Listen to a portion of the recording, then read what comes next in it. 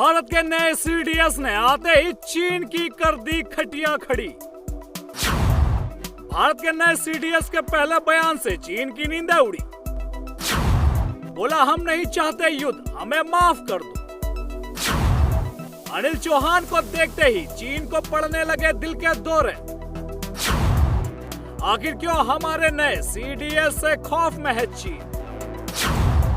पाकिस्तान पहले ही जोड़ने लगा हाथ। भारत के दमदार सीडीएस के आगे बेदम हुए चीन और पाकिस्तान।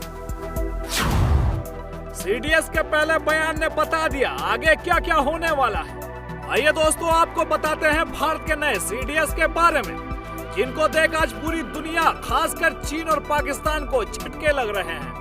हमारे सीडीएस कुछ ऐसे ही हैं जिसके खौफ से आज चीन ने सरेंडर कर दिया है। आपको आगे बताएंगे कि आखिर हमारे नए सीडीएस ने ऐसा क्या खास कर दिया है जो भारत की दुनिया बदल देगा, और ऐसा क्या हुआ है जिससे चीन सहमा हुआ है।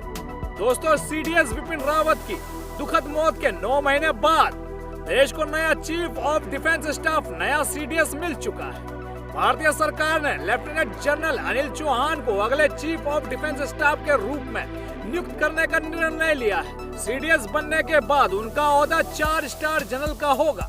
40 साल के कैरियर में चीन मामलों के एक्सपर्ट, बालाकोट ऑपरेशन के दौरान मिलिट्री ऑपरेशन के डायरेक्टर जनरल और एनएसए अजीत डोभाल के सलाहकार अनिल चौहान के सामने भारत की सुरक्षा को लेकर बड़ी चुनौतियां हैं। जब हमारे नए सीडीएस को खुद अजीत डोभाल ने चुना है तो समझ लीजिए कि क्या होने वाला है। अपनी योग्यता के कारण lieutenant general Anil Chauhan general Vipin Rawat के काफी करीबी माने जाते थे। यही वजह है कि जनरल रावत के निधन के बाद एनएसए अजीत डोभाल ने उन्हें नेशनल सिक्योरिटी काउंसिल सेक्रेटेरिएट में मिलिट्री एडवाइजर के तौर पर नियुक्त किया। इसी दौरान उन्होंने राष्ट्रीय सुरक्षा और रणनीतिक मामलों में योगदान जारी रखा। दोस्तों, आपको बता दें कि इंडियन आर्मी का मेन मकसद पीओके और अफसाई चीन है। सरकार का शुरू से ही ये मकसद रहा है कि जल्द से जल्द पीओके और अफसाई चीन पर कब्जा करना, और भारतीय सेना इसी की तैयारी में जोरों शोरों से लगी हुई है। सीडीएस विपिन रावत की मृत्यु में बदकिस्मती थी जिससे यह प्लान रुक गया था। अब केवल यही टारगेट है कि कैसे भारत की जमीन वापस ली जाए। भारत सरकार ने तो विदेश मंत्रालय को सेटल ही कर लिया है। आज जियोपॉलिटिक्स में ऐसा कोई नहीं जो भारत के आगे सवाल खड़ा कर सके। बस अब इंतजार केवल हमले का है, क्योंकि पाकिस्तान तो खत्म हो ही चुका है और चीन हमारा अकेला क्या कर पाएगा। जनरल अनिल चौहान का जन्म 18 मई 1961 को हुआ था और 1981 में 11 गोरखा राइफल में उन्हें कमीशन मिला। जनरल चौहान 2019 में बालाकोट हमले के दौरान सेना के सैन्य महानिदेशक थे। जम्मू कश्मीर के पुलवामा में आतंकी हमलों के जवाब में भारतीय लड़ाकू विमानों ने पाकिस्तान के बालाकोट पर हवाई हमले किए और जैश-ए-मोहम्मद के प्रशिक्षण केंद्रों को बर्बाद कर दिया था। जनरल चौहान ने देश के दूसरे सीडीएस का कार्यभार संभालने के बाद 4 स्टार रैंक धारण कर लिया है। वो ऐसे पहले सेनावृत्त अधिकारी बन गए हैं जिन्होंने सेनावृत्ति होने के बाद 4 स्टार रैंक के साथ सेवा में वापसी की। बतौर सीडीएस अनिल चौहान के सामने सबसे बड़ी चुनौती थिएटर कमांड को पूरा करने की होगी। आपको बता दें कि देश के पहले सीडीएस विपिन रावत ने अपना पद संभालते ही कहा था कि भविष्य में थिएटर कमांडर बनाए जाएंगे ताकि युद्ध की नौबत आने पर दुश्मन को माकूल जवाब दिया जा सके। विपिन रावत इस प्रोजेक्ट पर काम ही कर रहे थे कि उनका निधन हो गया। अब जनरल अनिल चौहान के सामने इसके पूरा करने की चुनौती होगी। सबसे पहले यह समझ लीजिए कि थिएटर कमांड होता क्या है। दरअसल दोस्तों, थिएटर कमांड एक संगठित ढांचा होता है जिसके तहत सभी सैन्य संसाधनों का एक साथ कंट्रोल तैयार किया जाता है। इसका उद्देश्य युद्ध की स्थिति में सेना के जवाब देने की क्षमता को मानक और प्रभावी बनाना है, जिससे भारत चीन का बाप बन जाएगा। थिएटर कमांड का मकसद भविष्य की रक्षा चुनौतियों से निपटने के लिए तीनों सेनाओं को एक छत के नीचे लाना है। 4 नए थिएटर कमांड बनाने पर विपिन रावत काम कर रहे थे। वो जिस थिएटर प्रोजेक्ट पर काम कर रहे थे वो प्रोजेक्ट चीन और पाकिस्तान से आने वाले खतरों से निपटने में अहम रोल अदा करेगा। अब अनिल चौहान के सामने इस प्रोजेक्ट को आगे ले जाने की चुनौती होगी। चीफ ऑफ डिफेंस स्टाफ होने के नाते अनिल चौहान के सामने एलएसी पर चल रही चीन से तानातानी एक बड़ी चुनौती होगी। कोगरा हॉट स्टैंक से भी दोनों देशों के सेनाओं डिसएंगेजमेंट हो चुकी है, लेकिन चीन का रिकॉर्ड अब भरोसे लायक नहीं है। इसीलिए उन्हें इस मोर्चे पर काफी सतर्क रहना पड़ेगा। नागालैंड के दीमापुर में कोर कमांडर के तौर पर वो अरुणाचल प्रदेश से सटी LAC को काफी करीब से देख चुके हैं। चीन से निपटने में उनका ये अनुभव काफी काम आएगा। इसलिए जब से अनिल चौहान की एंट्री हुई है तब से चीन की हालत और भी ज्यादा खराब हो गई है।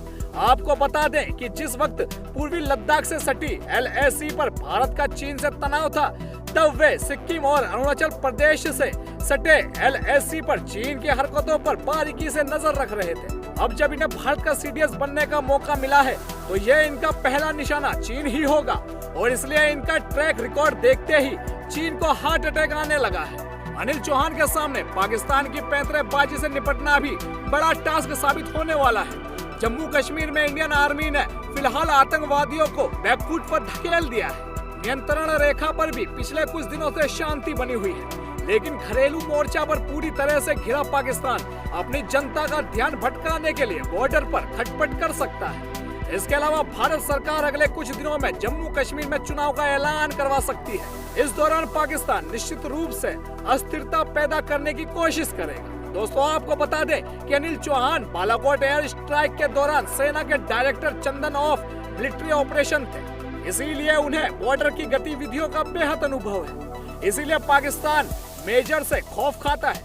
आने वाले दिनों में घाटी में शांति कायम रखना लेफ्टिनेंट जनरल अनिल चौहान के सामने बड़ी चुनौती होगी। वॉर फ्रंट के अलावा देश के अंदर सेना का आधुनिकीकरण, नए हथियारों की खरीद, रक्षा क्षेत्र में मेक इन इंडिया प्रोजेक्ट को बढ़ावा देना और कुछ ऐसे मोर्चे जहां अनिल चौहान को अपने नेतृत्वताओं पर प्रबंधन कौशल को साबित करना पड़ेगा। कार्यभार संभालने के बाद मीडिया से संक्षिप्त बातचीत में CDS जनरल अनिल चौहान ने कहा कि देश के सामने मौजूद सुरक्षा चुनौतियों से सेनाएं संयुक्त रूप से निपटेगी। उन्होंने कहा कि CDS के रूप में मनोनीत किया जाना उनके लिए गर्व की बात है। जनरल अनिल चौहान कहते हैं कि इस CDS से सेना, सरकार और नागरिकों को आशाएं हैं और उम्मीदें हैं, जिसे वो अपनी पूरी क्षमताओं के साथ पूरा करेंगे। दोस्तों, आपको बता दें कि CDS का पदभार संभालने के बाद जनरल चौहान ने रक्षा मंत्री राजनाथ सिंह से मुलाकात की। इससे साफ हो गया है कि अनिल चौहान अब 4 स्टार जनरल होंगे।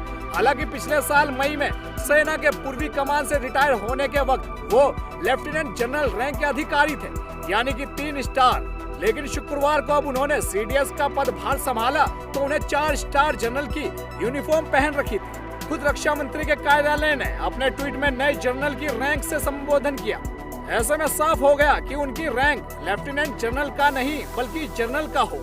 शुक्रवार को अपना पदभार संभालने से पहले जनरल अनिल चौहान सुबह नेशनल वॉर मेमोरियल पहुंचे, सैनिकों को श्रद्धांजलि अर्पित की। इसी दौरान उनके बुजुर्ग पिता भी मौजूद थे। इसके बाद नए CDS साउथ ब्लॉक पहुंचे, जहां सेना के तीनों अंगों की टुकड़ियों ने उन्हें गार्ड ऑफ ऑनर दिया। गार्ड ऑफ ऑनर के दौरान सेना प्रमुख जनरल मनोज पांडे, वायु सेना प्रमुख air chief marshal CR Chaudhari और सह सेना प्रमुख वाइस एडमिरल SN घोरपड़े भी मौजूद थे। दोस्तों, अब आप कमेंट सेक्शन में बताइए कि क्या सारी बातें आपको पहले से पता थी। अगर नहीं तो इसमें कौन कौन सी बात आपको सबसे ज्यादा इंटरेस्टिंग लगी, और कमेंट बॉक्स में जय हिंद लिखना ना भूलिएगा। तो दोस्तों, हमारी इस वीडियो में हमने आपको बहुत सी बातें बताने की कोशिश की। अगर आपको हमारी ये कोशिश अच्छी लगी तो प्लीज वीडियो को लाइक करें, शेयर करें और कमेंट में जय हिंद जरूर लिखें। और वीडियो को जितना ज्यादा हो सके उतना शेयर करें। जय हिंद, जय भारत।